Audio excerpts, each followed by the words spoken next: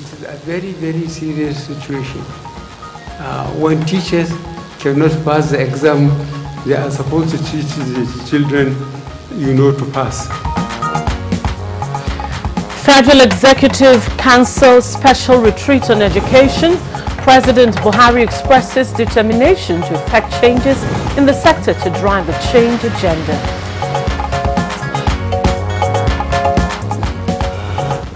Give government a chance to address issues of concern. Labour Minister appeals to striking academic staff union of polytechnics. We're even talking about 2.5 billion. That's a small amount of money. This report even uncovered that there is even a 34 billion that was generated by NBC. Human Rights Writers Association of Nigeria demands clarification on all issues surrounding digital switchover in Nigeria.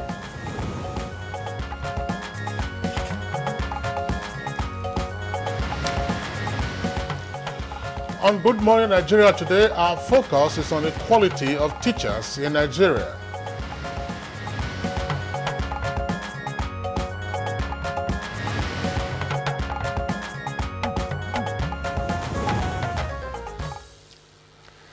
Well, it is often said that no educational system or even a nation can rise above the quality of its teachers. This underscores the importance of education, which is believed to be the bedrock for development. Just like the American professor emeritus of education, Ivan Fitzwater, once said, "The future of the world is in my classroom today, a future with the potential for good or bad." That's right, Rhoda. Now, teachers impart knowledge, which, of course, it's contributing to the development of society. Indeed, it's a known fact that knowledge drives the world, and a society that is not knowledgeable is one that is doomed to go into extinction.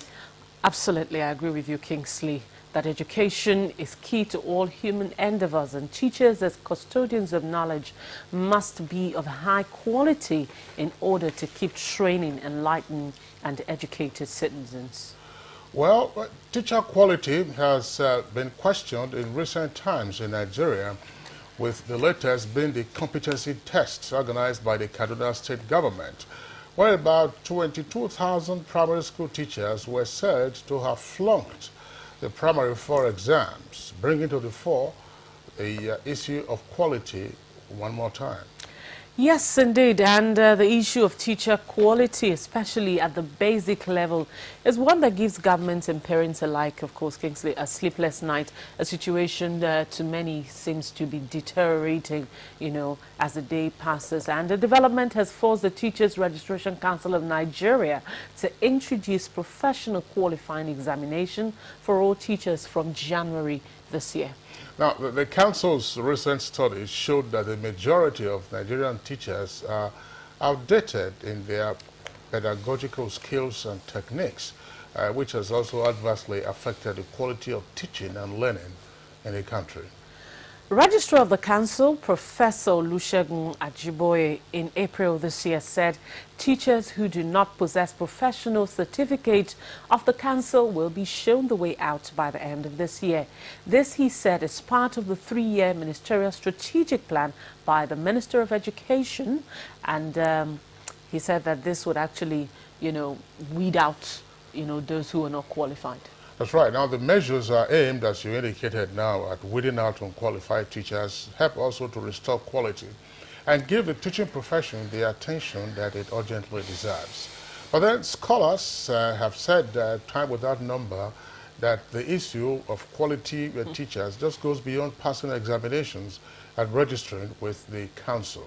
Many contend that the country has to retrace her steps in terms of teacher training. The school of thought argues that the abolishment of the teacher training colleges has made the basic level vulnerable. The present curriculum, they say, is not tailored towards the primary school level, so the NC holder can only suit the secondary school level. Now, the research on teacher quality reveals a general decline in students' performance after the abolishment of teachers' colleges. The analysis, among other things, also shows that teachers who went through teachers training colleges are better equipped and also produce better students and show more commitment to their tasks. They are more innovative at teaching and in fact more keen on personal development. Above all, they are also more sensitive to the learner's needs and are more apt at providing solutions to problems arising from the classroom. All of this will tend to, experts argue, lend credence to those who have contended that teacher training education has to be reintroduced. Well, the question now is, what is responsible for the continuous drop in teacher quality? What are the implications? What is the employment process of teachers for basic education? What is wrong to have, well, was it wrong actually to have scrapped the teachers training colleges? Has the abolishment affected the quality? How will teachers be assessed? What role should the Teacher Registration Council play in restoring quality? These are some of the questions we shall try to provide answers to on Good Morning Nigeria today. I am Rhoda Anona. And I'm Kingsley Osadolo. I also join Rhoda in welcoming you to today's edition of the program, reaching you as always on the network service of the Nigerian Television Authority. It's a live program. In the course of it, of course, we have our regular companion segments, and these include newspaper review, business, sports, and others. In the meantime, we go over now to Joy Osiago for the morning news. Thank you, Kingsley. Good morning, Nigeria. President Muhammadu Buhari says Nigeria cannot continue to lag behind in the provision of quality and functional education to its people. The president, while declaring open a special retreat of the Federal Executive Council on the challenges facing the education sector in Nigeria, says his administration is determined to effect changes in the sector, which he described as crucial to a holistic approach to national development. The significance of this summit is obvious. We cannot progress beyond the level and standard of our education. Today, it is those who acquire the most qualitative education, equipped with requisite skills and training, and empowered with practical know-how that are leading the rest. We cannot afford to continue lagging behind. Education is our launchpad to a more successful, more productive, and more prosperous future. Meanwhile, the federal government has been advised to henceforth commit not less than 15% of the budget to education and encourage other levels of government to equally do so. This is besides funding from agencies such as the Central Bank of Nigeria, Petroleum Development Trust Fund, and Tertiary Education Trust Fund to be accurately captured and included in the current framework of educational funding. This was contained in an 8-point communique read at the end of the Federal Executive Council retreat in Abuja. The communique called on government to give priority to and acknowledge education as the driving force for desired change in national development. It also urged the federal government to institutionalize a mechanism of sustainable funding of education and resuscitate the inspectorate system for effective monitoring. The retreat advised that the teacher's salary scale should be globally competitive. It also recommended for government to develop a national research and development policy, as well as create a strategy for monitoring education funds for accountability and transparency. Minister of Labour and Employment, Professor Stephen Uchenyi, has appealed to the leadership of the Academic Staff Union of Polytechnics, ASUP, to suspend the indefinite strike action which started midnight Sunday. He urged ASUP to give government a chance to address issues of concern to the union rather than shutting down the polytechnics to derail academic activities. We cannot achieve industrial harmony in the face of incessant strike. Since government is taking all the necessary steps to resolve the issues raised, so I appeal on ASUP to suspend their planned strike action so that academic activities will continue to go on amicably on our campuses. Ochene told the media in Abuja that the federal government is committed to resolving the crisis.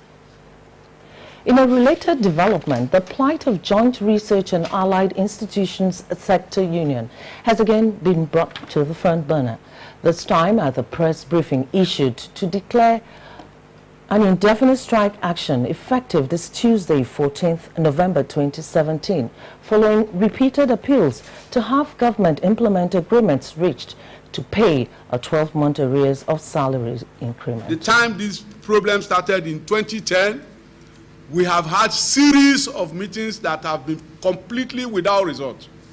Completely without result. This struggle has taken us to the level of the Secretary to the Government of the Federation. Information and Culture Minister Lai Mohammed is asking Nigerians to remain vigilant as the pace of politics gradually picks up ahead of the 2019 general elections. The minister stated this in Lagos while briefing newsmen on the present administration's fight against corruption. Nothing shows the rot of the past more than the level of corruption which this administration inherited. Our Commonwealth was looted with impunity by the same people who now say they want to come back.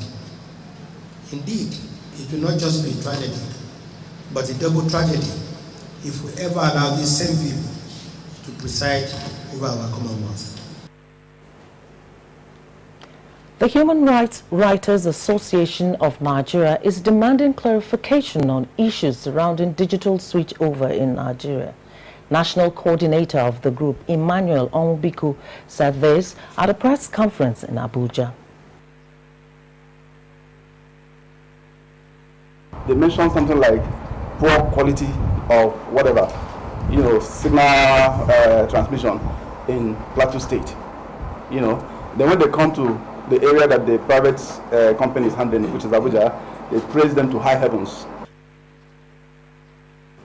Meanwhile, the Road Radio Biafra station has announced the dismissal of Nnamdi Kanu as a director of the station. Several online media quoted sources from the illegal radio station saying the self-acclaimed leader of the indigenous people of Biafra, IPOB, which has been declared a terrorist organization, has been replaced with one Mazi Eze Nwachukwu Okodili after extensive and intensive consultations. The Secretary to the Government of the Federation, Boss Mustafa, has conveyed President Muhammadu Buhari's goodwill message to former Vice President Dr. Alex Ekwueme in a London hospital. The SGF, who was in London before Dr. Ekwueme's arrival, was received by his spouse, Mrs. Helen Ekwueme, on behalf of the Ekwueme family. Mr. Mustafa told the Ekwueme family that the President and all Nigerians are praying for the speedy recovery of the elder statesman.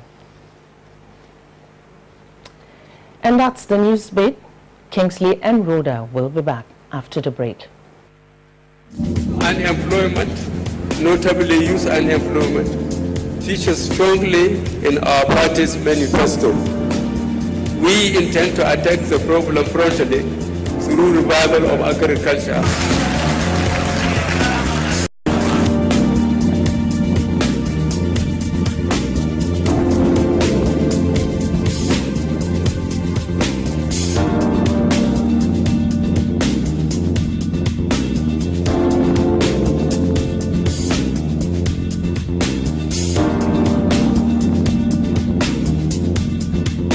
The 30K is going a long way. Actually, I bought an acre of land for 60K like 2012, and presently I have a cassava farm and a yam farm.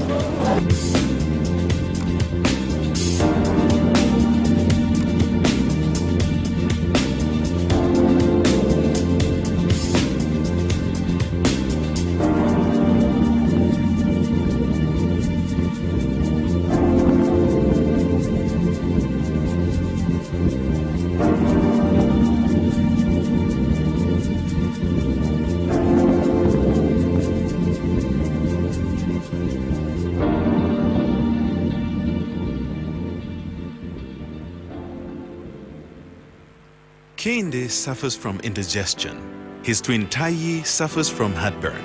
Sometimes it's the other way around, or both. That's why they use Gaviscon Double Action. It soothes within 3 minutes and lasts for up to 4 hours.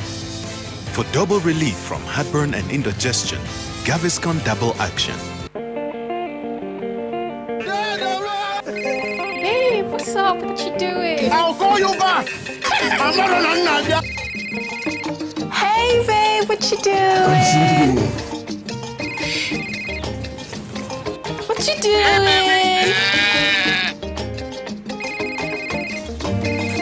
What you doing? Hello, baby.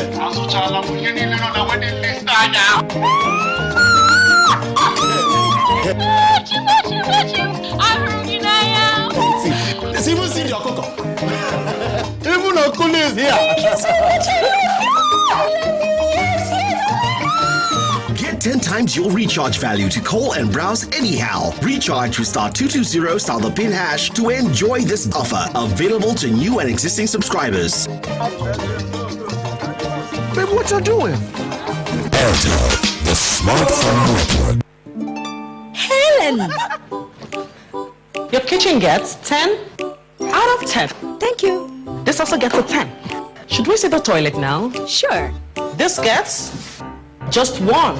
It is clean. But not perfect 10. Better than my detergent and bleach? Impossible. Challenge? Try the new Apic 10X. Compared to bleach and detergent, Apic sticker formulation removes yellow stains times better, giving you a sparkling clean toilet. Wow. Now you also take that Apic 10X challenge. Also available in 200 ml pack. Your perfect family is under threat by germs. Infectious diseases are now the world's biggest killer of adults and children. Every day, 16,000 children under the ages of 5 and thousands of adults die from infectious diseases. These infectious diseases are caused by germs. They are everywhere. An average human being comes in contact with over 1 million germs daily. In unclean water, dirty surfaces, in the toilet, on cuts and wounds, on your clothes. Germs can cause deadly diseases like typhoid, diarrhea, flu, and cough. To protect your family from germs, use the power of Dettol's 1 Cap Full for surface cleaning in your bathing water, in your laundry water, for first aid, to protect your family from up to 100 illness-causing germs. Be Dettol Sure. Endorsed by the Nigerian Medical Association. This is Nigeria, a nation fast developing its potentials. Nigeria is developing, and you have a part to play in nation building. Declare your assets and income today in the Voluntary Assets and Income Declaration Scheme, VADE, which is on till March 31, 2018. When you honestly declare your assets and income and regularize your tax status through VADE, the government will have more resources to build a better Nigeria. Declaration before December 31, 2017 attracts no interest, no penalties, no tax prosecution, and no tax audit.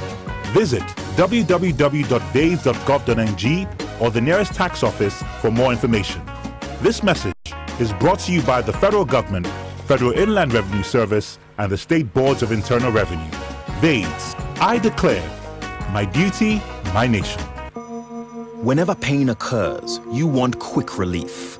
Try new Nurofen Express. It goes to the source of pain and gets to work in under 15 minutes. That's why Nurofen Express delivers fast and effective relief. New Nurofen Express works at the source of pain. Fast. Being a mom is great, but when your child has a fever, you don't know what to do. I trust Nurofen for Children to take care of my child's pain and fever. Effective relief you can trust. All right, welcome back. If you've just joined us, you're watching Good Morning Nigeria, and we are live on Africa's largest TV network, the NTA. Now, let's bring you up to date in the world of business as IATA sees repositioning African aviation sector as stimulus to economic opportunities for the continent. Just as experts see the absence of research structure slowing natural potentials of Nigeria. We'll get more details now from Kolo Mohammed.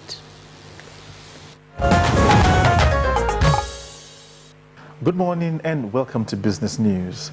Experts say the absence of a functional research for development structure in the country is responsible for the slow pace at tapping the abundant natural resources, even though the country is said to be one of the most endowed nations naturally. This is against the backdrop of the pace of development enjoyed by countries like China, Brazil, India, and Malaysia that were at par with Nigeria in the 60s. Do you believe that, as I speak to you now, all these nations made provision for funding of the national policy on science and technology, except Nigeria? As I speak to you now, there is no law. We have policy, but no provision for funding. It was just this government that started talking about it. Oh, how do we fund research? And so the difference really is about where did we all start? In the 60s, we are at par. But because these people took research seriously, they developed their natural resources. And for a smooth budgeting process to be achieved, ministries, agencies, and departments must work within their core mandates. Speaking to NTA Business News in Abuja, First Deputy President of the Abuja Chamber of Commerce and Industry, Adetokunbo Kayode, say monitoring and evaluation must remain key when the 2018 budget eventually gets passed. You eliminate waste, then check out the issue of overlapping of functions, the non-responsive functions. The Ministry of Budget and National Planning will this Tuesday give a breakdown of the 8.6 trillion naira 2018 budget presented to the National Assembly by President Muhammadu Buhari last week. And Air Transportation Association, IATA, says Africa will be a market for 350 million airline passengers by the year 2035 if challenges affecting the sector are urgently addressed.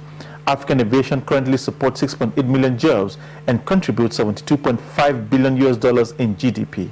IATA says over the next 20 years, passenger demand is set to expand by an average of 5.7% annually, which opens up incredible economic opportunities for the continent. And the Nigerian Stock Exchange opened the week in the green, with all share index recording a 0.52% rise. Let's take a look at latest closing figures.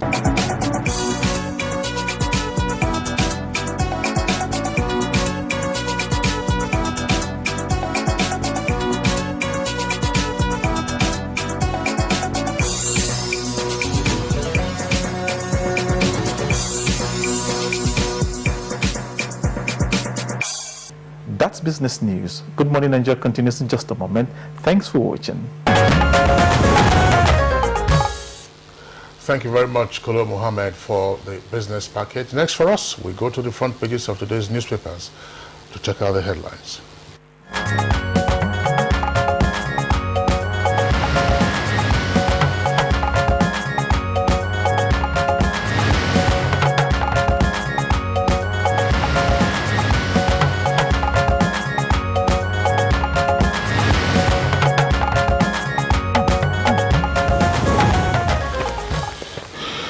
All right, time now for us to take a look at newspaper headlines, and we have with us here Umini Ode. Umini, good morning. Good morning.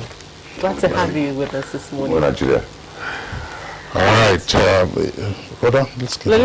let's begin with the blueprint. I've got the blueprint and the New Telegraph with me, and the blueprint leads with this story, and that's its lead story. It says, "Teachers sack. You are in order," Buhari tells El Rufai. Teachers sack, you are in order, Buhari tells El Rufai. See page, that story is on page 6. And there are a couple of riders that says, "President wrong, NLC counters. Nigeria has 13.2 million out-of-school children." That's the story that's trending on the front page of the blueprint. Just also below that, before the picture story, Education says Buhari needs 1 trillion naira yearly to fulfill campaign promises. Statement they're credited to the minister. That story is also on page 6. And let me read something similar also on the New Telegraph. The New Telegraph has this, but though it's not the lead story, but it's on the foot of the paper. Buhari okay sack of 22,000 incompetent teachers. NUT Fort's president, Kogi Mall's competency test for teachers. That's how the New Telegraph captions its own. Kingston.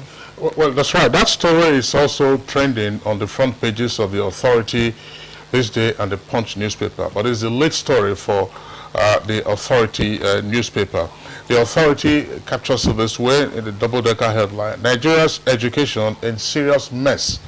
That's according to President Buhari, and says teachers no longer inspire students.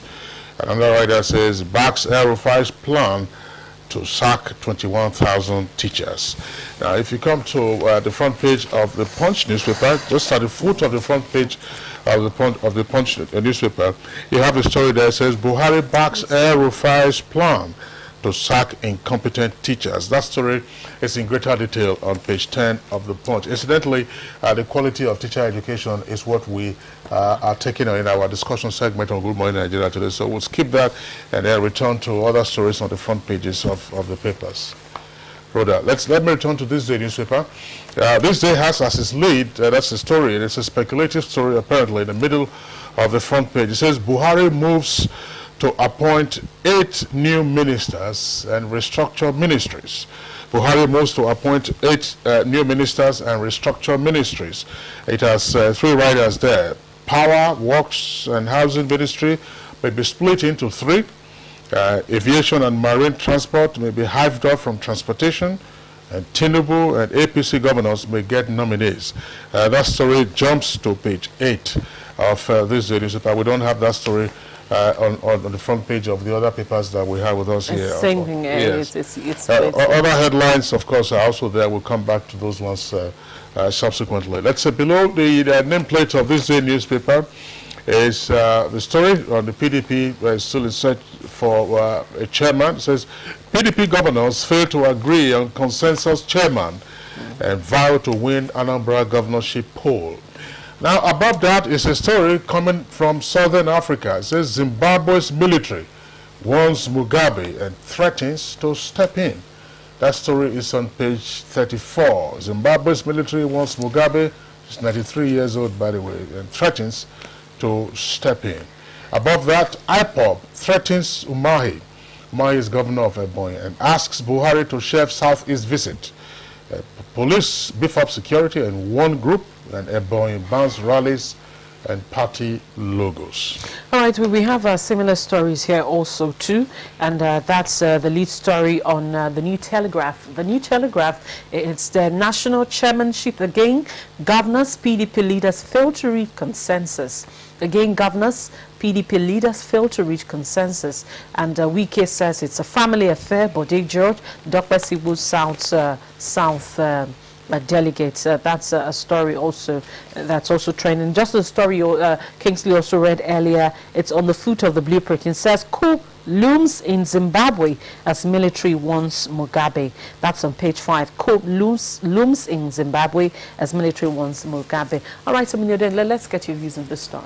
Yeah, well, let's start with the education sector. Good thing you are looking at the teacher education today. Mr. President Muhammadu Buhari yesterday at a special retreat of the Federal Executive Council decried the decline in the education standard in the country and said it looks towards a day all that will be restored. That gone are the days where parents could just leave their children and go to sleep in the hands of teachers.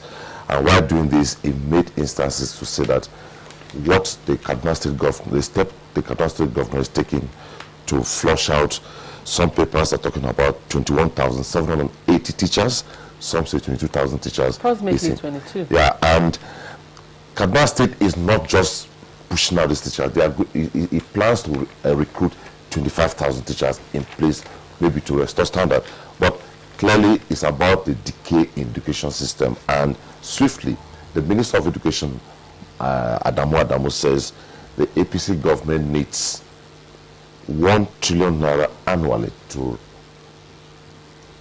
justify the campaign promises made to Nigerians to restore the education sector. So I think it's a message, and it is something that should be taken seriously, even if the Nigerian teachers in Kaduna State and the NLC at the national level is kicking against it. It should be looked into it seriously. Quickly, some of the people are talking about their plans by the Buhari administration to appoint 8 new ministers. And this, by the permutation, it is structured that 6 will come from the 6 geopolitical zones, 1 from Lagos, the other extra 2 will come, 1 from Lagos and 1 from Kano. And they say the one from Lagos may likely be nominated by Bola Tinubu. The other one from Kano may likely be nominated by Rabiu Kwankwaso. And that ministries will be restructured. The structural plan is that Power Works and Housing Ministry may be split into 3. The aviation and marine transport may be carved out of the current Minister of Transportation, while the Minister of Police Affairs might be carved out of Ministry of Interior, and there's likely to be a Ministry of Works and Road Infrastructure, and most likely a Minister of Rail Transportation may come up soon.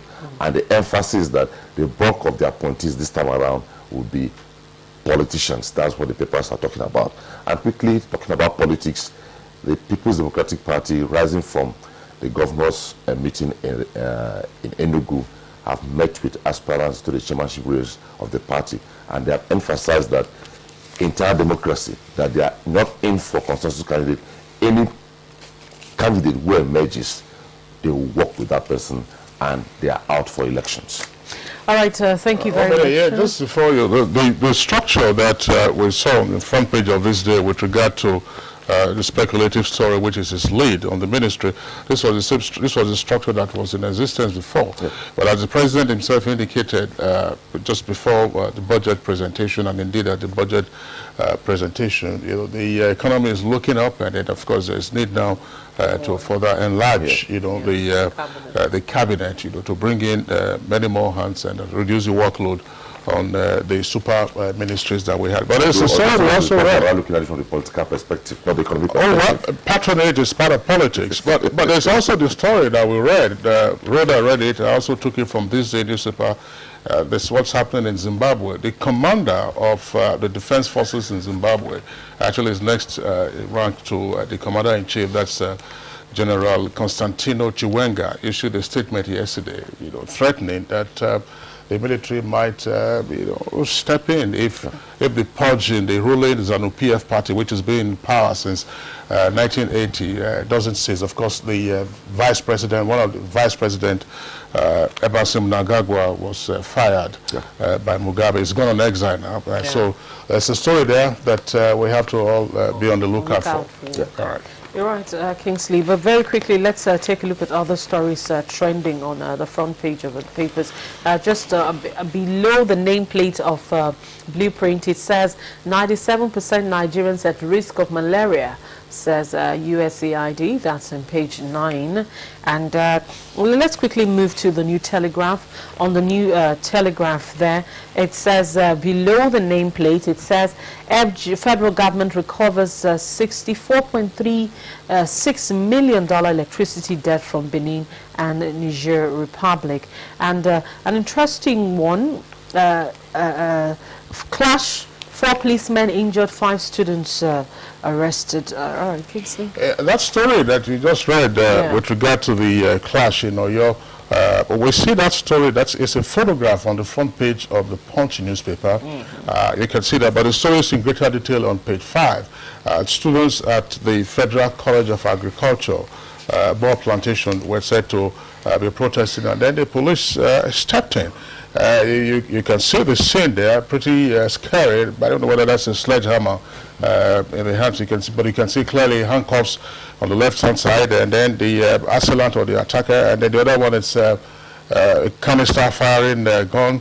So it's an incident. The story is in greater detail. They say some of the policemen, of course, are in hospital. There's no indication. Perhaps you have to go inside the papers to check out how many of the students themselves were injured during the incident that took place in Ibadan yesterday. That's the picture story on the front page of the Punch newspaper. Then you have just 2 earpieces beside the nameplate of the Punch newspaper. We'll take those ones now. It says foreign airlines, that's over $221 million still trapped in Nigeria. That's according to IATA. And Nigeria's oil sales suffer as U.S. exports rise. Very quickly from the Authority newspaper, above the nameplate, 2 headlines also from the Authority newspaper. The story is in greater detail on page 4. It says, Federal Police, roads and hospitals no more feasible, Atiku insists. And Iran-Iraq earthquake, that's 400 killed, 7,000 injured. And then there's a story very quickly trending on the Anambra Guba post. Says bomb scare at INEC office. Anambra Guba post bomb scare at INEC office. That's on the New Telegraph on page 12. Yeah. Well, Mr. President is expected in Ebonyi State today, and a lot of security arrangements that have been put in place. The state government has banned all kinds of rallies, political rallies, and in short, the Governor Mayo of Ebonyi State has said the presidential visit to Ebonyi State should not have any political coloration. He is there to commission projects. Nobody should play politics with it. Proscribed IPOP has put up a threat, but the security agency says nobody should attempt it, as all have been put in place to ensure safety in the state. And quickly, the federal government, through the Secretary to the Government of the Federation, Boss Mustafa, has sent good tidings and warm greetings to the Kwemes family with the visit of the SGF to the hospital to see the family. All right, Omino, then that's the most that we can take in our newspaper review segment. Thank you for being here today. Thank you. We appreciate your time. It's still Good Morning Nigeria. We'll take a short break now. When we return, we'll be dealing with the quality of teachers in Nigeria. The Federal Ministry of Industry, Trade and Investment, in collaboration with the Federal Ministry of Information and Culture, the Made in Nigeria campaign. In the midst of unprecedented multiple challenges, our great country Nigeria, as Africa's largest economy, is surely marching on to a new era of all-round prosperity, especially through re-engineered and diversified economy, powerfully driven by the change agenda of President Muhammadu Buhari, GCFR. We will patronize local entrepreneurs. We will promote the manufacturing powerhouses. Our objective is to make Nigeria a new manufacturing hub. It is not time to complain. It is time to join the campaign. It is time for economic recovery, growth and diversification of our economy by Made in Nigeria. Kehinde suffers from indigestion. His twin Taye suffers from heartburn. Sometimes it's the other way around, or both. That's why they use Gaviscon Double Action. It soothes within 3 minutes and lasts for up to 4 hours. For double relief from heartburn and indigestion, Gaviscon Double Action. Hate speech is not a joke. It incites genocide and crimes against humanity. Most of Africa's civil wars are caused by hate speech from one tribe against another. We don't want it here. The Nigerian government stands firm against hate speech. I was distressed to notice that some of the comments, especially in the social media, have crossed our national red lines by daring to question our collective existence as a nation. This is a step too far. One nation bound in freedom, peace and unity. Nigeria. One nation, one people. This is a public service announcement brought to you by NTA.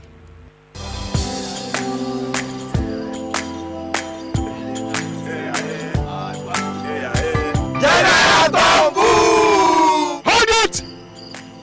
Me! I don't come out my hand from oil bunkering. General, what you going to yarn? What did the yarn say? I don't understand though. Because they spoil our water and our environment. And they cause our people serious harm. Militancy said, you know good. Me, I not do against Sam. Because why? Change begins with me. This message is brought to you by the National Orientation Agency in conjunction with the Federal Ministry of Information and Culture.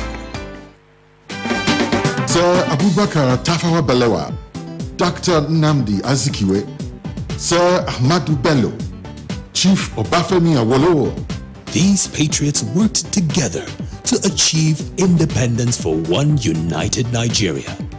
Although some may say Nigeria is a mistake, we all know that the Almighty never makes mistakes. God has not made a mistake by bringing us all together in the way that He has brought us together. God has put us together here so that we can build a community that will be an example to the entire world. One nation bound in freedom, peace and unity. Nigeria, one nation, one people. This is a public service announcement brought to you by NTA.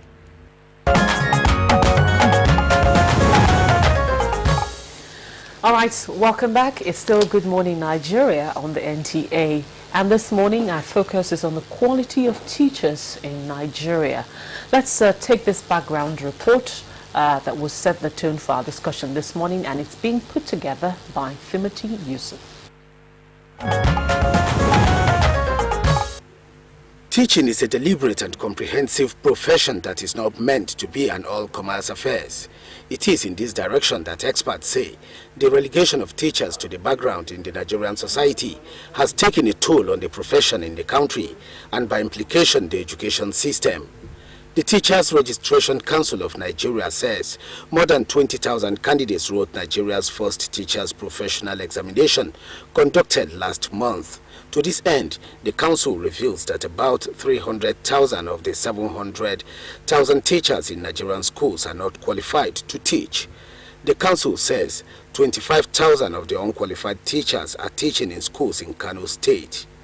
However, about 8,000 of them have so far been professionalized through the efforts of the state government and Teachers Registration Council of Nigeria through referral to Nigerian Teachers Institute (NTI), colleges of education as well as postgraduate diploma in education. A recent government's panel in Sokoto State reveals that 31% of teachers in the state are unqualified but trainable. The situation could be worse in other states if similar tests or verifications are carried out. Perhaps this may be the reason why Kaduna State government recently conducted competency tests for teachers under its payroll at the basic level. Majority of the teachers are reported to have failed the primary 4 exams they sat for. The Southwest was once known to be a leader when it comes to education, but recent performances in public examinations show that Oyo and Osun states are not doing well any longer. These are attributed partly to teacher quality among other factors. Experts have identified politicization of education by governors and other political office holders as the main reason for the influx of unqualified teachers into the system, as they have to reward political supporters with something in return, and the teaching profession has been a fertile ground for such.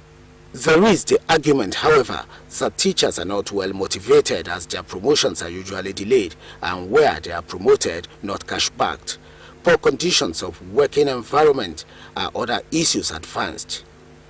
The aftermaths of the decline in these challenges are insecurity, underdevelopment, retrogression, corruption, indoctrination, low technological advancement, economic insufficiency, courtism, mediocrity, and students' unrest, among others.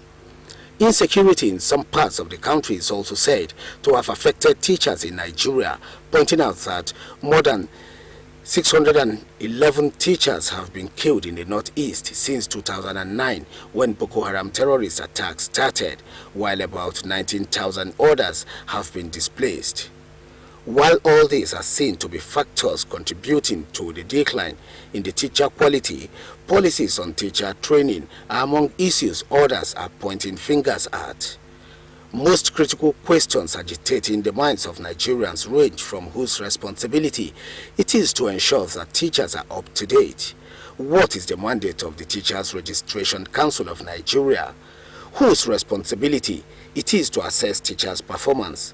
Should it be the employer or other established organs of government? Has the phasing out of teacher training colleges contributed to the drop in teacher quality? Join us for answers on Good Morning Nigeria. All right, Timothy Yusuf, thank you very much for that background report. Now we have guests at multiple locations to discuss this subject matter. First, with us here in the Abuja studios, we would like to at this time welcome Dr. Clinton Ikpitiboy. Ikpitiboy is head of the Department of Admin and Staff Training of the Nigerian Union of Teachers. Dr. Ikpitiboy, a pleasure to have you join us on the program this morning. Thank you.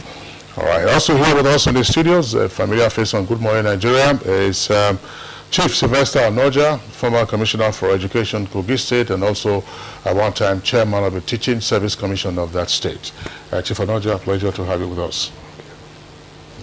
And at our Kaduna studio, we have joining us in this discussion, Shehu Utman Sani, Principal Member, Kaduna State's Universal Basic Education Board, SUBEB.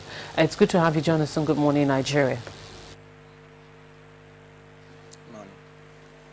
He's also being joined over there by Dr. Agnes Adalkwe. She's educational consultant and principal lecturer at Department of Languages, Kaduna Polytechnic. Madam, it's good to have you join us on Good Morning Nigeria. Thank you. Good morning. And finally, from our Lagos Network Center, we have joining us Mrs. Yetunde Holloway. She is a former director Educational Services, Federal Ministry of Education, and former principal, Queen's College, Lagos. Good to have you join us, Ma. He was vice principal of Queen's. Thank you. Right, she is a former vice principal at Queen's College. And just to also indicate that we have invited the Teachers Registration Council of Nigeria to be on the program, but they said they could not make it. So we'll kickstart our discussion from here. That's right. Let's begin by popping the question whether our guests, or indeed Nigerians, are satisfied with the quality of teachers available at the basic school level, and indeed, higher up. Let's begin with the Dr. Equitable. Thank you. Quality of education in Nigeria. Teachers. Okay, quality of teachers in Nigeria. I think we cannot say we are satisfied in its entirety. I say so because at least we've gotten some experiences in the country. We have also seen situations where there has been mass failures and the rest of that. And we also know the importance of a qualified teacher in the area of bringing about quality education. So we will not say we are satisfied, but I must state here that quality itself is a product of many factors, inputs that are expected to be put into the educational process. And in this regard, for us to get the expected quality, we will talk about even the entry behavior, the entry qualification of the would-be teachers. In this country, we are all living witnesses to the fact that we talk about job cutoff points or whatever thing we are talking about, the admission process.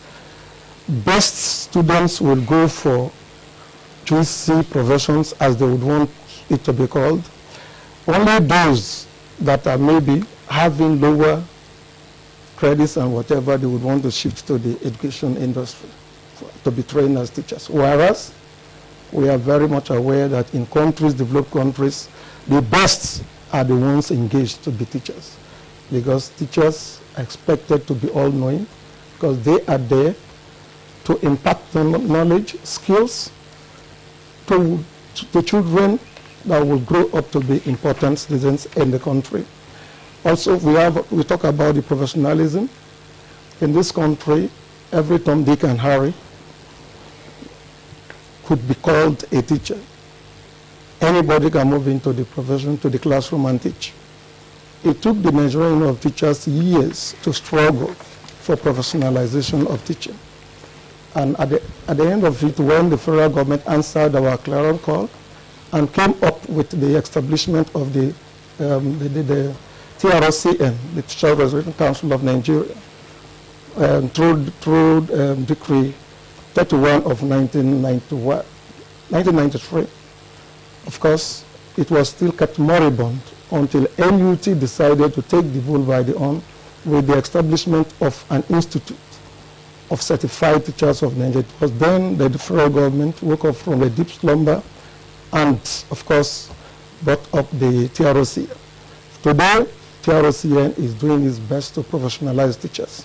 All right, Dr. Equitable, thank you very much. Again, we'll come back to you later in the course of the conversation. Let's get the thoughts of Chief Sylvester Anoja with regard to Are you satisfied with the quality of teachers and teaching at the basic level of education?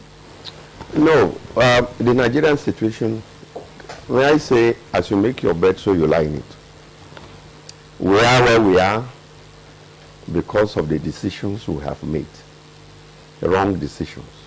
I don't want to say that education is the most hated establishment in Nigeria. It is the only establishment where anybody can be called a teacher. It is the only establishment where people who have nothing to do can pick up a profession. It is the only establishment that anybody can be asked to manage. It is the only establishment that government can afford to overlook. We have overlooked education over the years. In the last 20 years, we have not spent 20% or 10% of the national budget on education. In the last 20 years, the quality of teachers and the quality of the teacher training institutions has gone down. You see, so we have not paid attention. Education in such a way that if you invest, you don't have immediate results. What we neglected 20 years ago is beginning to show. And what we are doing now will show in another 20 years. We are heading to a position of hopelessness.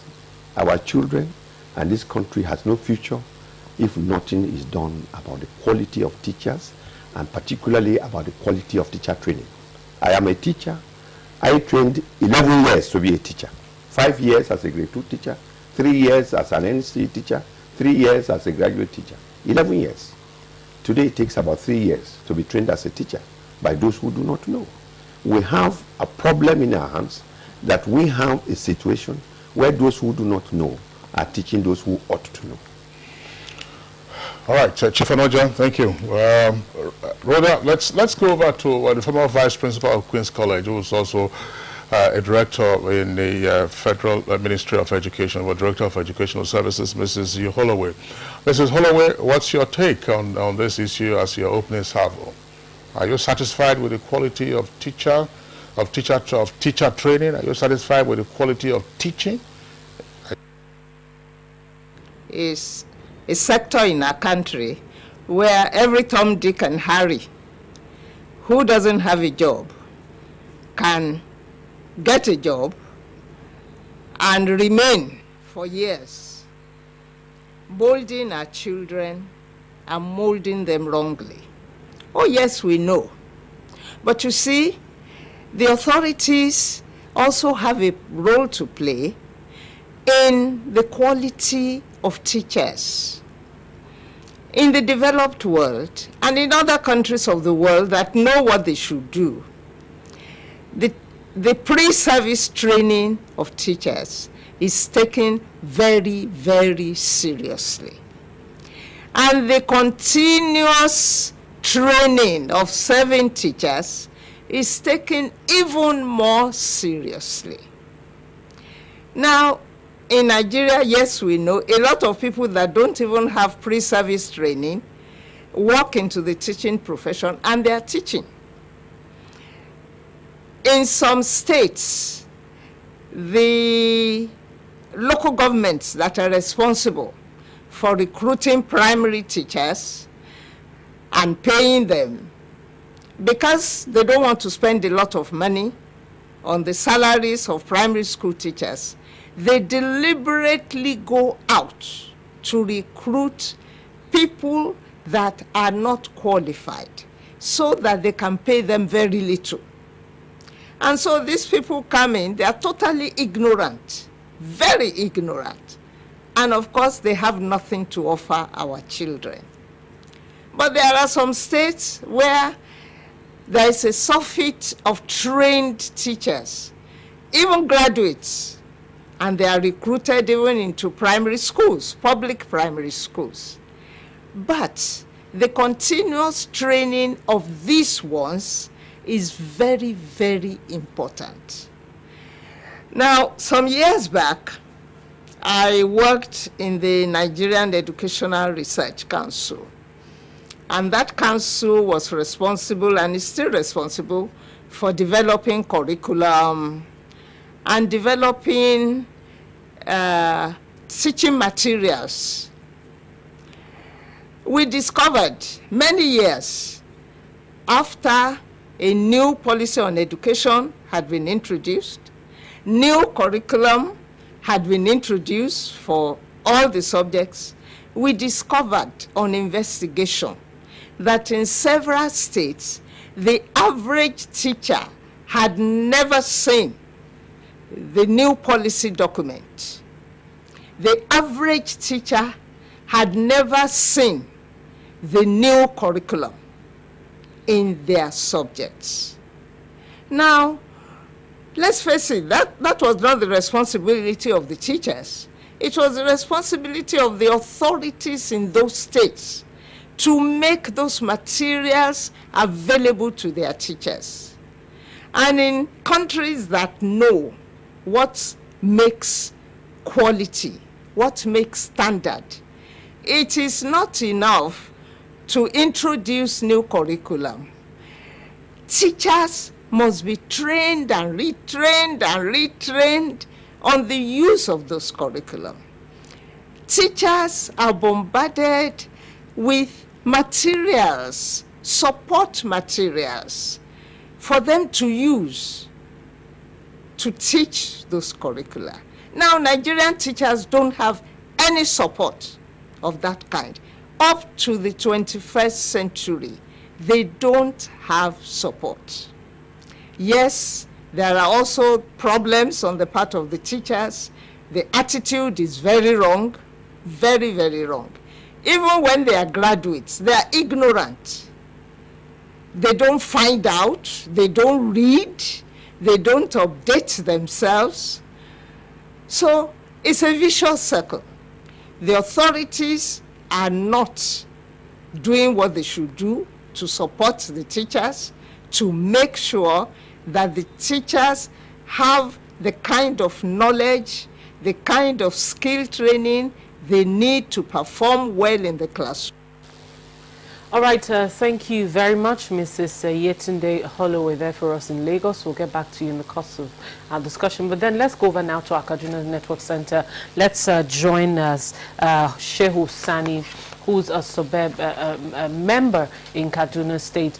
Well, what's your take on this? Are you satisfied? And of course, a lot of our guests are already speaking to some of the issues or some of the things that are responsible for this drop in education.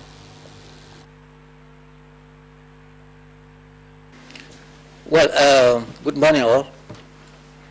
I cannot be satisfied with this era of hoisting teachers that are not qualified in our schools. When this government came on board,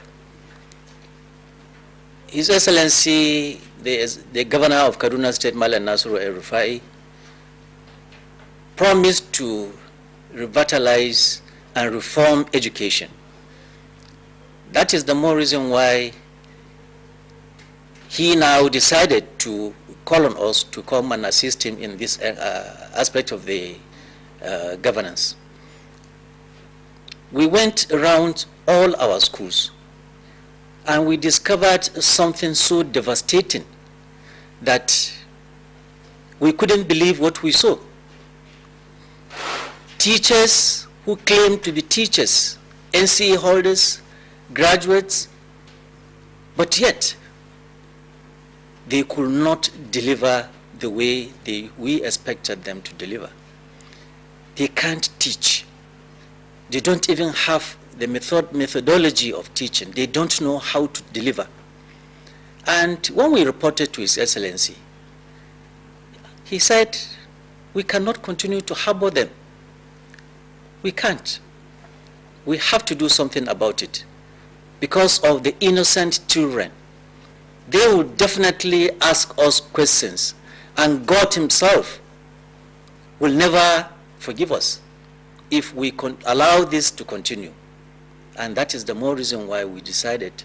His Excellency said they should undergo this test.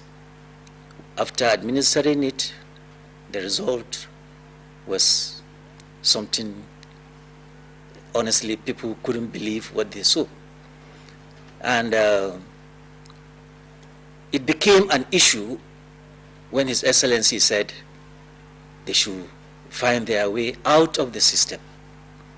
I don't see anything difficult here. Government is an employer of labor. When they discover that you cannot deliver, government has the right to say, please go, I don't need you. But people take it to be something else. Talking selfishly, why should we lay off 21,000 teachers? What is difficult there? If it is our we can't continue to harbor them, honestly. So the government has already taken its decision, and there is no going back about it.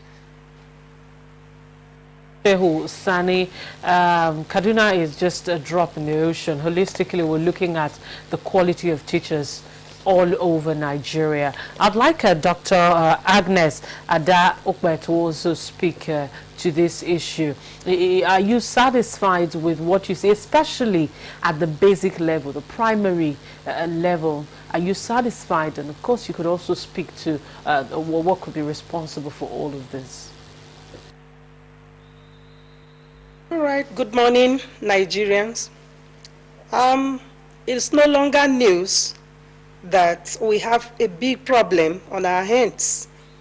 We missed it long ago, and I believe that the right thing to do is to swallow our pride, go back to the drawing board, and retrieve our steps. I want to talk specifically about the issue or the choice of becoming a teacher in the first place. The teachers we have in our schools today, if we look at them, how many of them deliberately made the choice to be teachers? How did they enter the teaching profession? Is it as a deliberate choice, or they entered as a charade? Charade in the sense that they pretended they loved the job and they took it up. And we have a saying that you can take a horse to the river, but you can't force it to drink water. And what that means is that when the zeal, when the enthusiasm is not within an individual, he can pick up a career, he can choose a profession, but he won't deliver, he won't do well. And the aspect of motivation is something that we have to look at very critically. And we have basically two types of motivation. We have extrinsic motivation and intrinsic motivation. But I believe that the one that propels one to do well is the intrinsic motivation. When you are motivated within yourself to do something, it will spur you to great heights. In the past, we saw teachers who were interested in the profession. They were proud of it. They were never ashamed. And because of that, they can go to any length to be creative in their classroom. And the effect, we saw it in our national life. But we missed it when teachers' training colleges were abolished. That was the point. You cannot train someone at the NCE level for 3 years and you expect the person to perform at the rate someone who was trained from the grassroots going through the teachers' training institutions, could perform. In those days, teachers, consciously made a choice. If you're going into a teachers' training college, you know within yourself that you want to be a teacher and you love the profession. And it takes you, the program takes you complete 5 years. And in the course of these 5 years, the students were given the opportunity to go on teaching practice twice, and they will be in the classroom with pupils for a period of 6 to 8 weeks. And at the teachers' training institutions, the various school subjects, the primary school subjects were taught to the teacher trainees. And not just that, but principle of education was one subject, that was held in high esteem. That prepared teachers to know how to teach, how to handle the classroom, and the result was great. But when we took that decision, that was where we missed it. And if we must rectify this problem, we have to go back. We have to go back. You can't train somebody in 3 years, because even the subjects being offered at the NCE level, they don't directly address the ones, at the grassroots level, which is the foundation of education, the primary school. And a number of things at the NCE program, people, enroll for it because it is a platform to gain admission into the university, not necessarily because they want to be teachers. And because people are in the profession who are not interested in it, but just as a substitute or as the last resort, you cannot expect them to vie for professional self-development. For any teacher to do well, you must keep on developing yourself. You must not even wait for an external factor to move you. The love for the job will make you to go an extra mile, do so many things that will make you, relevant in the field. So I want to submit this morning that the choice, how do teachers enroll into the profession, how do they take that choice? That is one thing we must address. And if this problem must be solved, we must swallow our pride, retrieve our steps. The idea of every government that comes on board, we don't want to continue with the policies of the previous one, is our undoing in this country. I don't know whether because we want to make names, or do we really have the mind to be pace-setters? If there were policies on ground, programs on ground that are for our national development, a succeeding government should be humble enough to continue with it. What we are looking for is not individual names, but to make a nation that can stand tall, even in this era, in the whole world. All right, Dr.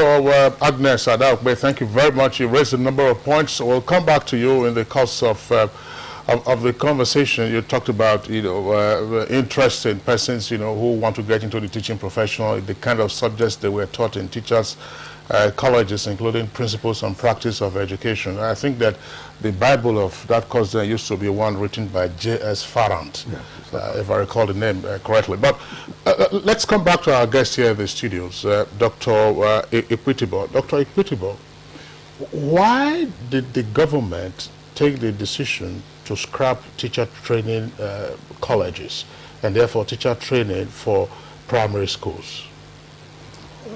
Thank you.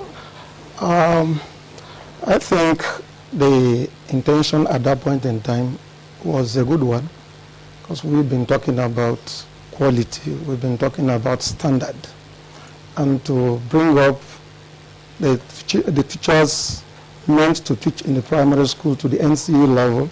Ordinarily, you would believe that that standard NCE is above that of the grade 2 teachers training college. And I really do not want to subscribe to that very argument or point that is because of the movement from teachers training colleges to the colleges of education that there is a problem. I don't want to believe that.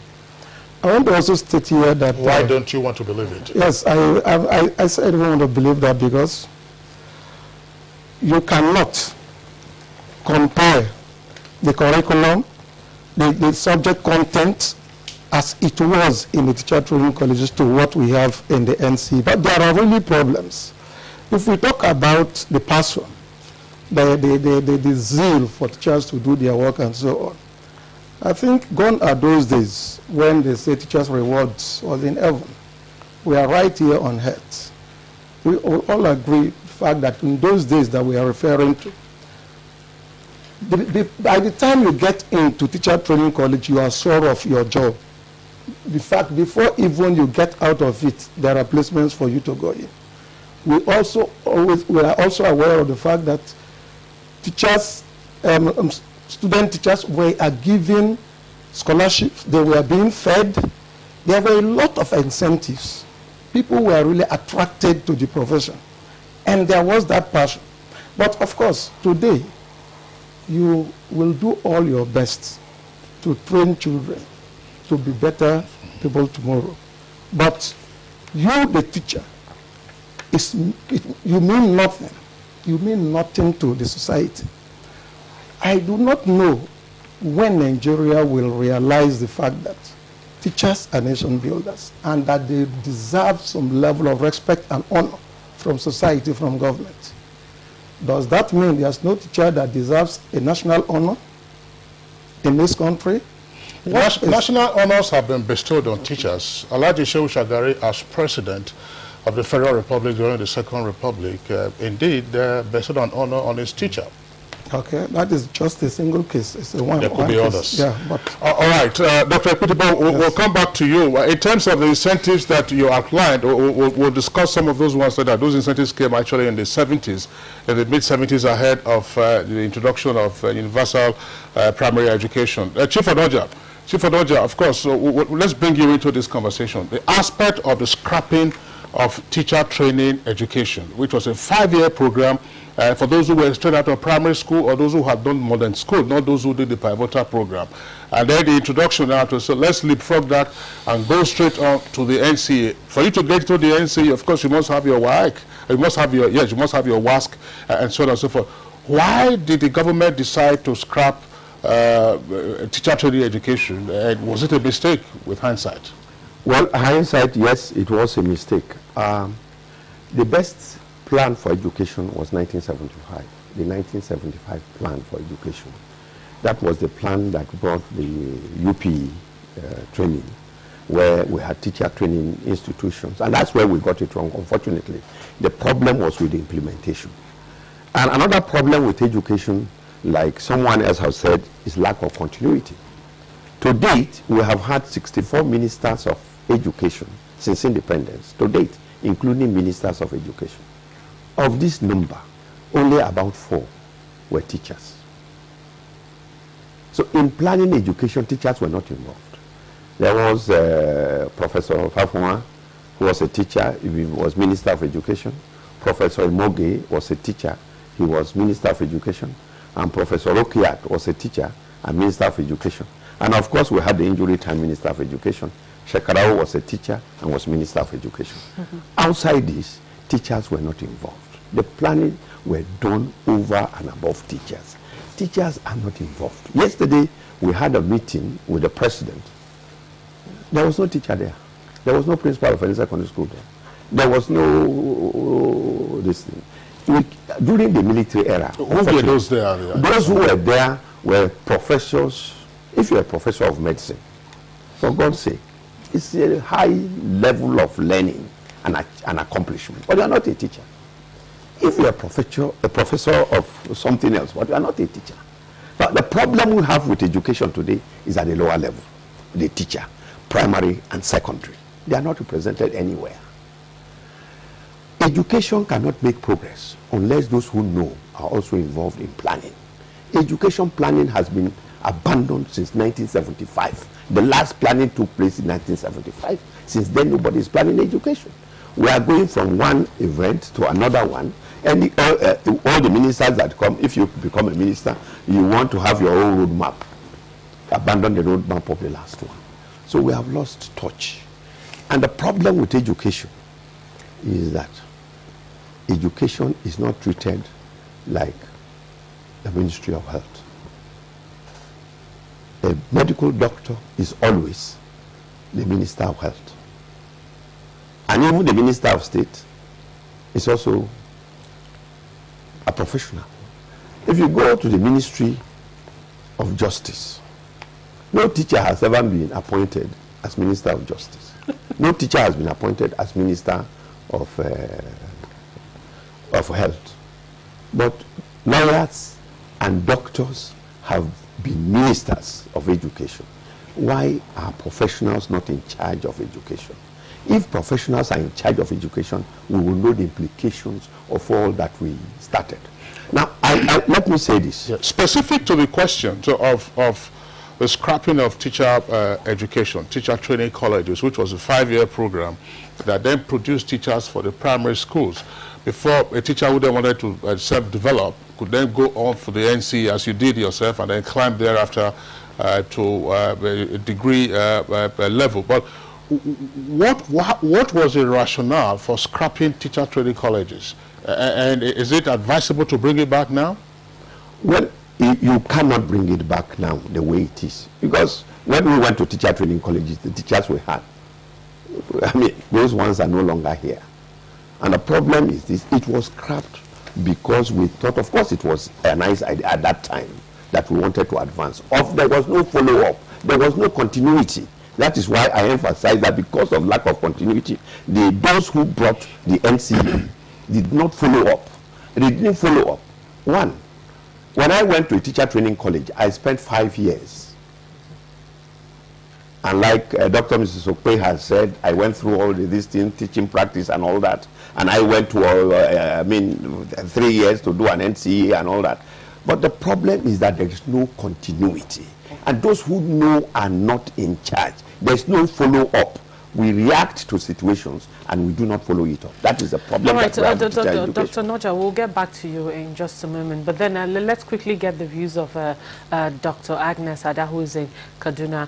Dr. Agnes Ada, I learned that just not too long ago you did a research or study on the scrapping of the teacher training program. Well, what did you discover, and did this come at a price?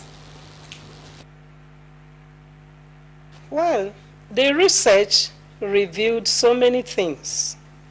One, in the profession, we have teachers who are not interested in the job. They came in because that was the last resort, the only thing they could find. And we equally discovered from that research that the NCE program that we are celebrating today is not really training teachers for us, because many people find their way into the NCE program because they can't get admission into the university.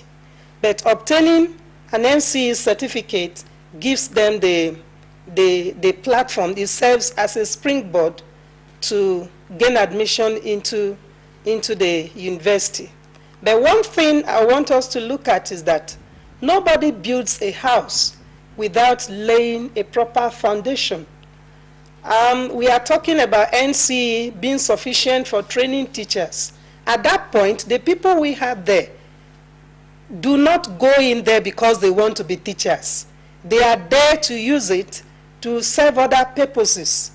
And if we must address this problem, we have to go back to the grassroots, and we equally discover that those who were trained, by teachers who went through the teachers training colleges, those teachers are enthusiastic about their job because they consciously chose the profession, and they are enthusiastic. They engage in self-professional development. They are apt at attending to learners' needs and other things, and we cannot just push this aside. Like one of the participants has said that we can't go back. Why is it difficult for us to go back now that we have realized that we have made a mistake? We cannot solve this problem at the middle. We have to go back to the foundation. You're training somebody at the NCE level, and the person has not even been prepared at the teacher's training level with the consciousness that he wants to be a teacher. Then all that you are doing is a waste of time, because by the time he comes out of that program, he will look for other things to do, and he's not going to continue with it. So we should not say that we can't go back. I think we can go back. Let's swallow our pride and go back, and then we'll see the result. The outcome is what we see today. The people we have as elders in Nigeria today were trained by those who went through teacher training institution. And when we missed it, we are seeing the result also. But if we retrieve our steps, I think we'll get out of this mess. Thank you very much, Dr. Agnes Adaokwe. We'll take a short break now, and when we come back, we'll also be looking at other areas. Quality of teachers in Nigeria is our focus on Good Morning Nigeria. We'll be back in just a moment. If you hear a bomb explosion or gunshots of an active shooter, that might be a terror attack. At such times, always remember 3 action words: run, hide, report. Don't try to run towards the terror scene to save the situation, because there might be a second bomb blast or another attack. Run far away and take cover. Make sure you are safe first. Yes, it is in our nature to sympathize over the hurt, but remember, only trained personnel can help in such situations. When in a secured environment, promptly call relevant authorities and help will come. For anonymous reporting, call 09630-3250-5 or 0813-2222-106. If you see something, say something. Nigeria unite against terrorism. This message is brought to you by the Federal Ministry of Information and Culture.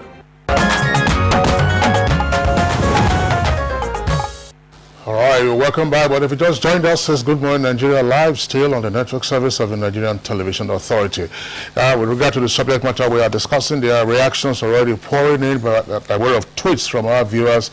You can see our Twitter handle right there at the lower left-hand side of the screen at NTA GMA. We'll take some of those tweets now, and then we'll continue with the conversation. Omobola Babs has this tweet: I saw a banner with the expression, examination is not a true test of knowledge.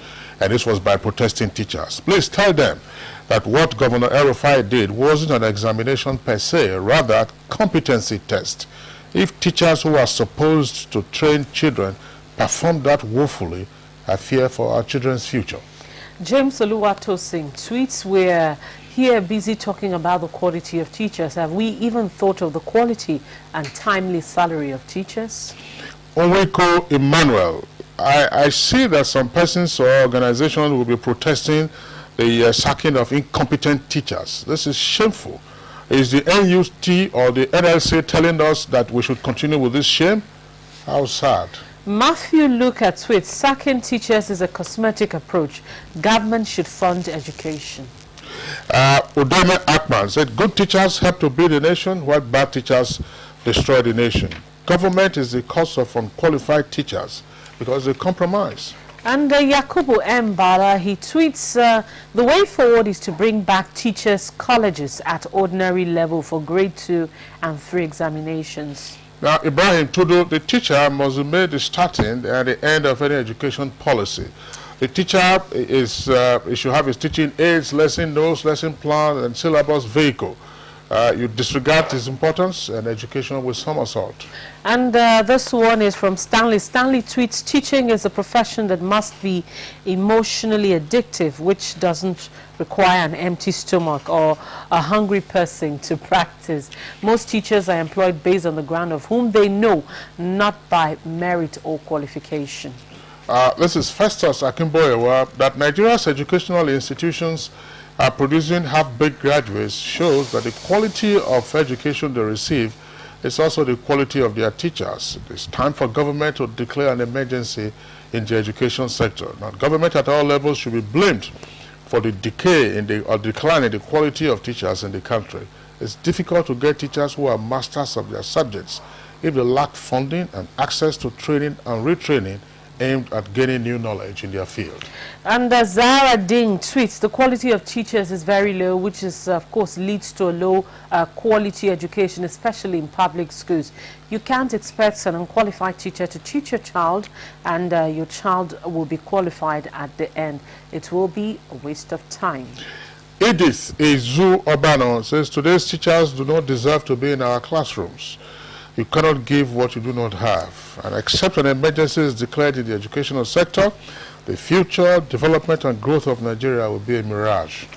Andrew Ogboro tweets, Poor quality teachers are worse than armed robbers. They ruin the children's future, and it is not limited to public schools. Even the private schools parade such quality, poor quality teachers. Michael Undubuisi, teachers are one of the pillars of nation building. I suggest that teachers should be thoroughly interviewed and screened before allowing them to teach. And this one is from Clifford Agugoesi. He tweets, while I salute the resolve of Malam El Rufai to ensure quality in the Kaduna educational system, the manner it's being pursued isn't good. We do not need hypes to do the right things and ensure the right things are done. Those are the tweets that we're getting right now. Remember that you can be a part of the program if you continue to tweet at us at NTA GMN. Let's now go over to Lagos. I have a question for Mrs. Yetunde Holloway. Mrs. Holloway, of course, you listened to the arguments by at least 3 of the guests with regard to whether or not it was a tragedy to have scrapped teacher training education. You may wish to speak to that, but my specific question is this. What exactly is still missing? Because many years ago, you didn't have the National Teachers Institute, you didn't have the Professional Teachers Registration Council, you didn't have all kinds of bodies and parastatals that have come up now under the Federal Ministry of Education or State Ministries of Education, SUBEB, or by whatever name they are called, and yet we are discussing, the plummeting standards with regard to the quality of teachers and almost invariably the quality of their products. Well, the first issue about whether or not we should bring in the old teacher training colleges. Of course, as Chief Onoja has said, there's no way we can bring them back. To bring them back will be to be retrogressing. The main thing about NCE programs is that the admission to those programs is much higher than the admission to the old teacher training colleges. The old teacher training colleges admitted primary school products, and so they trained them for 5 years. They also admitted children that left secondary school midway and trained them for 3 years. They also admitted children who completed secondary education and trained them for 2 years. But the idea of introducing NCE program is that it is products, successful products of secondary schools that are admitted, which means that admission standard is higher. What we can criticize about NCE programs is that they are too theoretical, and I will agree with that they are theoretical. And what we need to do about that is to revisit the curriculum of those colleges. The NCE programs, they have NCE primary, then they have NCE in specialist subjects. Perhaps there aren't enough of the primary, there aren't enough people going for NCE primary. Then the NCE colleges should find a way of attracting our young people to do the NCE primary projects, programs. And the curriculum should be so designed that everything that is needed to teach children at the primary level will be there, like preparation of teaching materials. This was something that the old teacher training colleges had. All along, the students were taught how to prepare teaching materials that were suited to teaching at that level. So to me, it's the curriculum of teachers colleges, that's NCE programs, and not the programs. The programs are all right, but the curriculum should be revisited. And the same with the BA, BSc education programs. They are too theoretical. They are too theoretical. And that is why their products are not able to teach. They should be more practical. They should be more hands-on. Now, as for why, with all the institutions that have been created, teachers registration councils, the SUBEBs and all that, why with all of them, the standard of teachers, the quality of teachers is falling? Well, the answer is simple. It's proliferation. Proliferation. When I joined the teaching profession, I joined it as a graduate. I didn't go through the grassroots level, but I was well trained. I was very well trained. Where I was trained, where I did my PGE, we actually went to workshops to prepare teaching materials. And we were all graduates. We were very well trained. So what we need in Nigeria is to train our teachers very, very well. And there are many. The job is enormous. In the old days, there were very few schools. There were very few teachers. And because there were few teachers, they were also well respected. The teachers in any community, they were the most knowledgeable. They were the most knowledgeable. People would send their children to the teachers to live with teachers, to be trained by teachers. But now you have hundreds and hundreds of thousands of teachers. And so it's difficult to monitor them, very difficult to monitor them. All right, thank you very, very much, Mrs. Yetunde Holloway. I'd like to go to Kaduna now. Let's get the view of Shehu Sani. Shehu Sani, there's an area I'd like you to speak to, and that's the recruitment process. Of course, there's something that we seem to have here in Nigeria. The bearer of this notice from me, please employ. That's an issue. Could the recruitment level at the primary level also be a problem, Mr. Shehu Othman?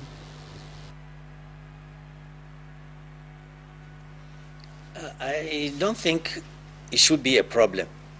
We have process of recruitment, and I think if followed religiously, it will help.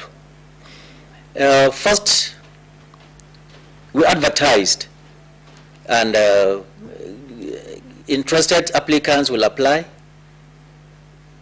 Select those that you think they can perform, and then invite them to write a test.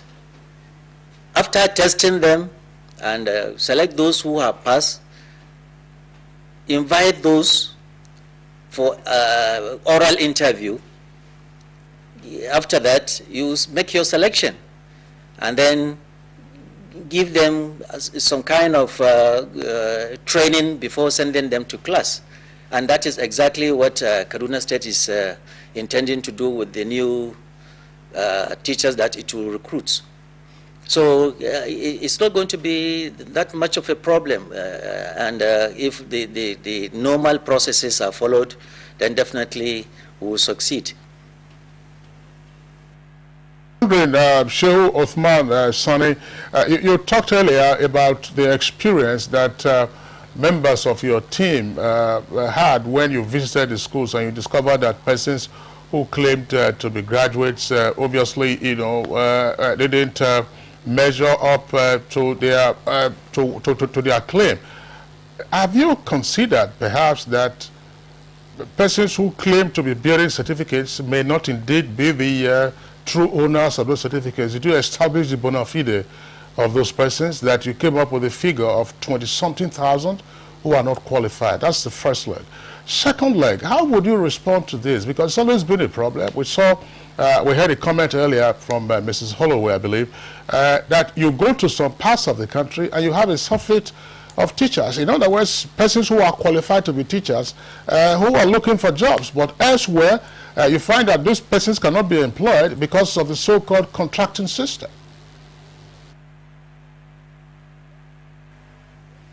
Yes, when this government came on board, we had a report that somebody was reported to have been issuing teachers with fake certificates.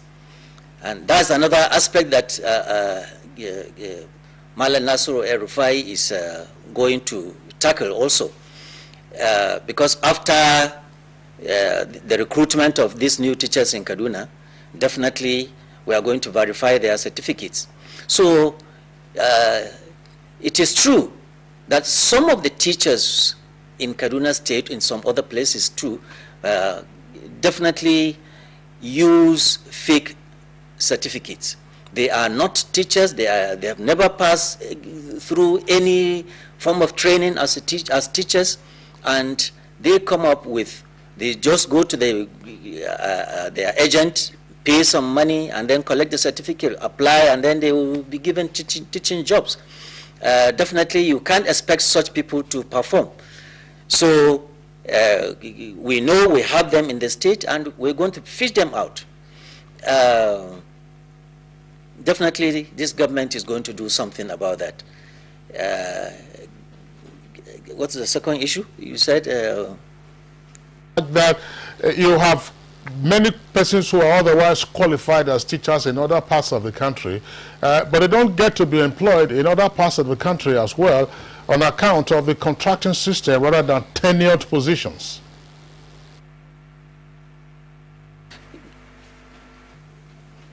Okay, I think Kaduna State experience is going to be different.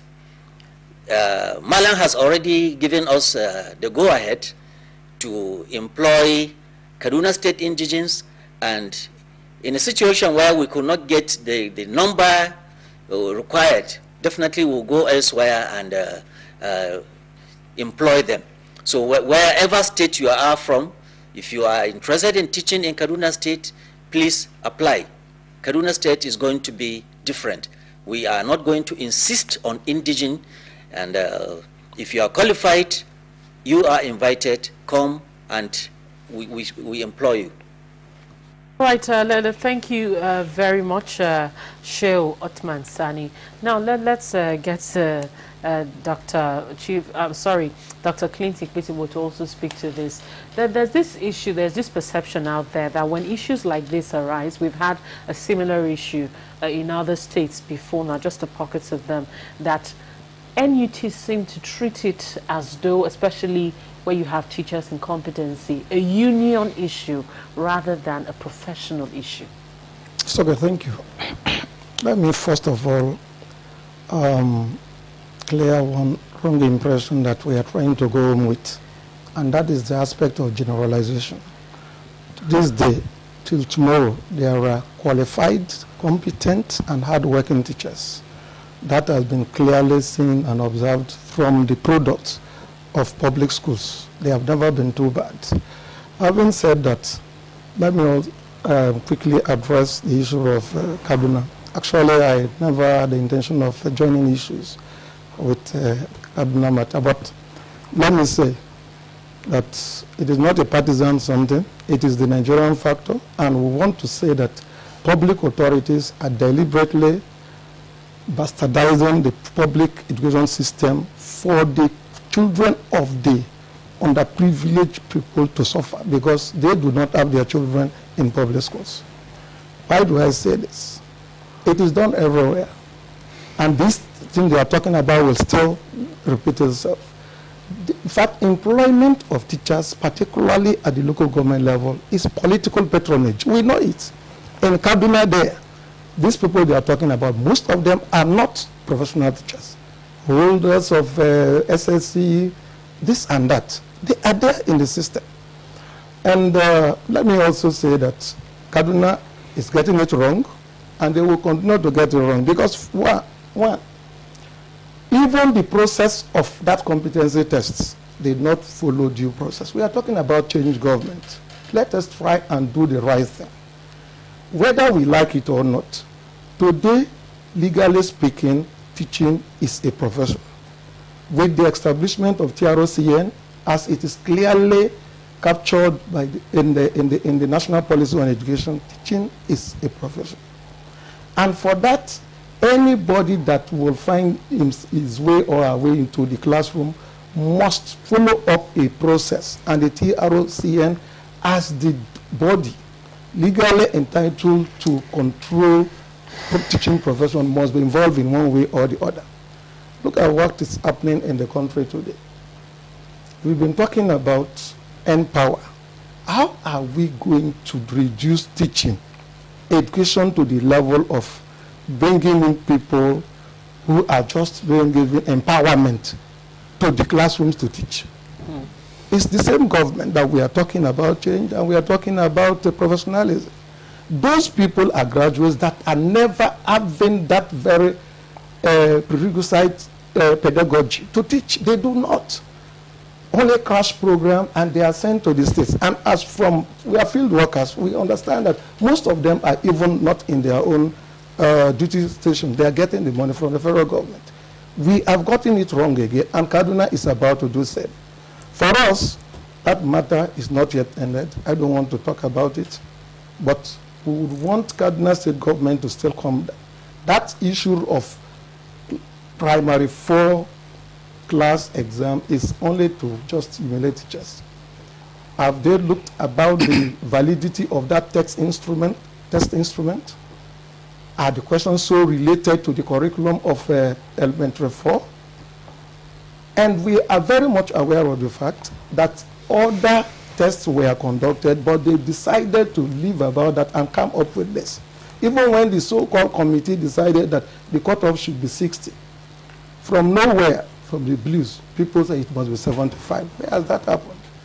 For us, it's marks of a sinister move. They have some predetermined. Dr. Equitable, thanks a lot for the points you've raised. But our viewers will be wondering, because you saw our background report, and some of these aspects have been in the media for quite some time. Some of the questions that some of the teachers were asked to answer obviously seems so elementary enough, and for a teacher not to have the right hand on these issues would be embarrassing, as indeed Mr. President did say yesterday. Yes. Are you defending that? No, we don't. I think NUT, we've always been at the forefront of the vanguard to canvass or talk about professionalization, and we really need our own profession to be cleansed of all these never-doers. For a fact, we have always said that only a professional should be employed into the school system. And that's why we're against this Empower. We've been on air, we've had programs with the government, but they refuse to listen. In Kaduna situation, I've said it and I want to repeat that most of those people they are now transitioned as teachers are not teachers. They know why they brought them. They are political people what could happen, Rhoda, I was just wondering, what could happen with a retraining program if you found, for instance, that, look, a number of the teachers were incompetent? Are they trainable? Are there things that the state government could consider rather than say, no, this test, we don't, they didn't follow the right process, X, Y, Z? If you ask a teacher 7 times 6, and the teacher doesn't know that 7 times 6 is 42 or 7 times 9 is 63, there's a problem with that if you're going to be teaching in primary 4. But just hold on a second. Dr. Equitable, let's bring in again Chief Onoja. Chief Onoja, at one point we talked about in terms of improving the quality, and therefore that's an issue that Dr. Okpe also addressed, motivation, the intrinsic and extrinsic motivation, including prompt payment of your salaries. But let's not get it wrong and assume that teachers, of course, have always been the best paid amongst professionals in the country. I'm sure at the time you were a teacher, people used to say that you were measuring tuber of yam with a ruler to cut, the appropriate pieces and then counting the grades of rice you were going to, grades of rice or beans. But that was a joke at the time. But what are we seeing now in terms of motivation, the external motivation for teachers at this basic level? We know some state governments continue to owe teachers, or local government. Anambra, for instance, at some point between 1999 and 2003, for 14 months, teachers were not paid. What do we need to do in terms of, getting it right for extrinsic motivation? Thank you very much indeed. The basis and the basic, we have addressed all the issues. The motivation of teachers. The motivation of teachers. Teachers to be treated as professionals and as a responsible profession. Now, I know of a state where teachers have not been paid for 19 months. 19 months. Which state is that? 19. Mention it. I've mentioned that number now. You mentioned that number. Yes. The teachers in Kogi State, God knows when they were last paid. All right? I know that is the issues. Now, the quality of the teacher training institutions, even to call yourself as a professional, the teacher training institutions are not being funded. Teacher training institutions are not being funded. The best people are not teaching in those schools. They are not being prepared. I don't know how we have come to where we are, but certainly, if we want to get education right, we must go back to make sure that the teacher is well trained and the teacher is maintained. And the way to maintain teachers is at least pay their salaries. And for now, like the NUT representative had said, the best men are not going for teaching. Let us have a situation where the best men are recruited to go and teach, so that we can return legitimacy to Nigerian education. Legitimacy in the sense that the right people are teaching and the right people are learning. But without motivation and without we investing in teaching, teacher education, there's no way we can make progress. The people that are going to teacher education are those who I call those who already have PhDs. Yes, PhDs. We go through primary school, we turn our students out, they know nothing, they go through secondary school, we turn out, they come out with poverty of mind and this thing. They are harassed in the community and they are all constantly depressed. The poor, the harassed and the depressed are those our school system are going on. And for now, just one word about the recruitment. We were here to talk about JAMB. Today, to go to a teacher training institution, all you need is 20%. The worst. To go to universities now, I think, 25% or 30%. But to go to teacher training institutions, we had it on that program, it was 30%. It was 30% to go to university, but now to go to polytechnic and teacher training institutions, it's 100. All right, thank you very much, 25%. Chief Onoja. Let's quickly go to Kaduna, where we have Shehu Sani. Very, very, very briefly, we're out of time. Well, so what is Kaduna State going to do with the 21,000 plus teachers that failed the test? Are you going ahead to sack them? Well, we are going to sack them, certainly, because we cannot continue to harbor them in our system, in our primary schools. And the sacking is going to take some steps. And that is the normal way of engaging a civil servant and disengaging that same civil servant. We say we don't need them. They have already served for some years. So definitely we're going to retire them. They will go with all benefits. All benefits. And again, the government has given them another opportunity. They say if they want to remain in the system, let them reapply. And then we'll look at their papers, because some of them are complaining that maybe they wrote the exams under tension. So now that they are going to be given another chance, let them reapply, come and write the exams for recruitment, and then when they pass, we re-engage them again. And this time around, we're not going to give them fresh appointment, Mike, you. We're going to make them continue from where they stopped, because they have been our staff. So we'll now stop in giving them their benefits, and then just allow them to continue. Thank you very much, Shehu Othman Sani. Now let's take some of the tweets that we have from our guest. But before we do that, let's get the final thoughts of very, very, very quickly. That's the Dr. Ada Okme. Let's get your final thought. How do we begin to revive this?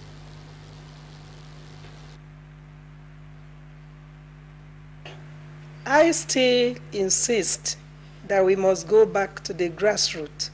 We have said a number of things and that we have left them hanging. We said we have problems and we have admitted, and we know where we missed it. So if we are going to remedy this situation, we have to go back. Though the older generation are of the view that we can't bring back teachers training colleges, but I still insist, because if the primary school is the foundation of education, then the teachers training colleges, serve as the foundation of the teaching career. And at that point, you know those who are ready to be teachers, and when they go in, they will go all the way learning and preparing themselves for the profession. And when they come on board, they are going to be amazing on the job. I still insist that we should swallow our pride and do the needful. Thank you. Thank you very much, Dr. Ada Okpe. Thank you very much. Now let's take some of our tweets before we finally thank our guest. The first one is from Jibril Naina. He says, yet the Teachers Institute of Nigeria is in Kaduna and it's close to Kanu. Still 25,000 of them in Kanu are not up to grade level. Let them go. Aminu Modibo tweets, why teachers in many countries are well remunerated, teachers in Nigeria are poorly and badly paid. Change to Progress tweets, NLC needs to drop this antagonistic approach to reforms in our education sector. We all want change, but nobody wants to change. We need to battle. We need to reinvest in our education sector. Government, teachers, labor, unions, and students need to work together to solve this serious problem. Zahraddin tweets, now what Dr. Clinton said about teachers not being anything in the society, is that the reason why teachers are not teaching well, or is it because they don't have the knowledge to teach at all? And Dele Jack Solomon tweets, he says it's regrettably unhealthy. While teachers in many countries are well remunerated, they maintain that teachers in Nigeria are not only poorly and badly paid, many are being owed salaries for several months, despite government's efforts on the London-Paris Club refund to state governments. Muhammad S.T. In the past, the most celebrated people in our communities were the principals and head teachers. Where are the role models today? Edwin Ada tweets, I totally agree with the second speaker. It's the government that brought the decay to the teaching profession. Why did they scrap the teachers training colleges? Is the sector properly funded compared to other offices? If their eyes have opened now, let them sit up. Shakir tweets, teaching profession is a 24-hour duty. You start from home, continue at school, and finish at home. Teachers need job satisfaction, or else teachers' minds will be divided to sell something else, even in the class. Abdul Musa tweets, a complete overhaul of the primary education system is needed. These should include recruitment, training, environment, promotion, and remuneration. Musa Ebayaya tweets, the problem could be attributed to corrupt practices in Nigerian higher institutions and MDAs. If you have money, you will always get your certificate and any kind of job you want. Mike Anyako tweets, each student or pupil should have an academic counselor to complement the assignment of teachers. This is still lacking in Nigeria. The quality of teachers has greatly increased in the past decades. There is also room for improvement in terms of courses, seminar, workshops, and let's see, we have a couple of others more. Let's take Akolo Katsibi. It says it's appalling to know how professional teachers are deliberately isolated in the planning of school curriculum. We can't get it right unless professionals are involved. And I guess that's the much we can take. But Kolosi, Katsibi, Andrew, Boro, Comrade, Tomorrow, Abdul, we all got your messages.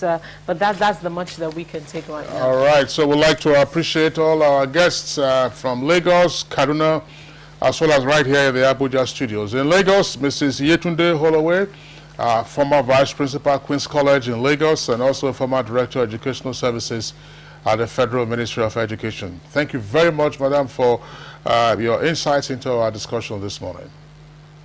All right, we also would like to thank from our from our Kaduna studios, Shehu Othman Sani. Othman is the difference. Otherwise, people would have been wondering whether, you know, both of you would. Thank you very much, Shehu Othman Sani of the Kaduna Universal Basic Education Board, and Dr. Agnes Ada Okpe of Department of Languages, Kaduna Polytechnic. You joined us from our Kaduna Network studios. And with us here in the Abuja studios, Chief Sylvester Anoja, former Commissioner for Education, Kogi, thanks a lot for being with us. And then also Dr. Clinton, without a bill, by the way, Equitable, HOD, Admin and Staff Training Unit, NUT. Thank you for being part of our discussion. Thank you. All right, so that does it indeed for our discussion segment. Just one point before we bring in Rhoda to introduce the next one. By 1975, Colonel Amadou Ali was Federal Commissioner for Education. He is still around. Perhaps he can tell us something in the future what went wrong. All right, arts and entertainment is next.